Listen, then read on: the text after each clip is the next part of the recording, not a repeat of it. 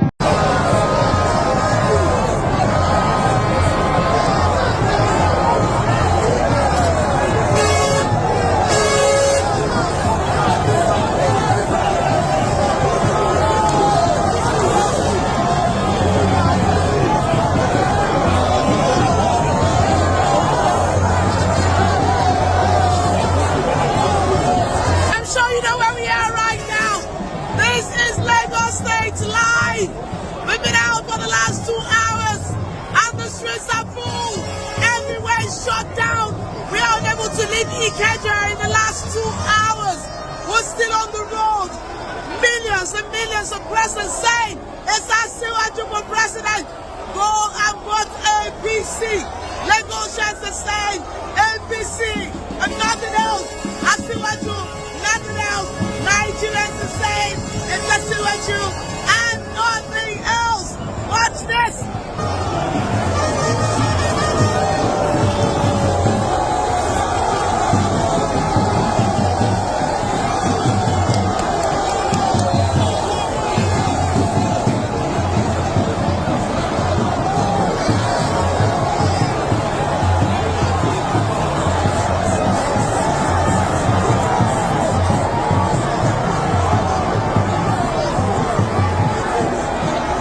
I need not stable.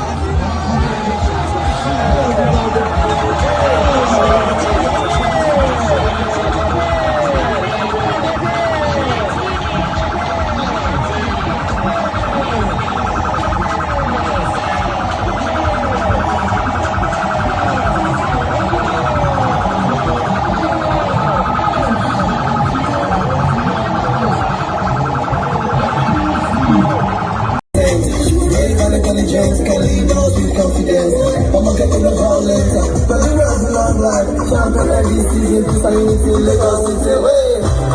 We are rising up above. Everything I ain't so fast, everybody come. We are rising up above. Everything I ain't so fast, Alafia. We are rising up above. Everything I ain't so. Thanks for watching this video. Please don't forget to click on subscribe button. Kindly comment and share. We drop new videos daily. Thank you. God bless you.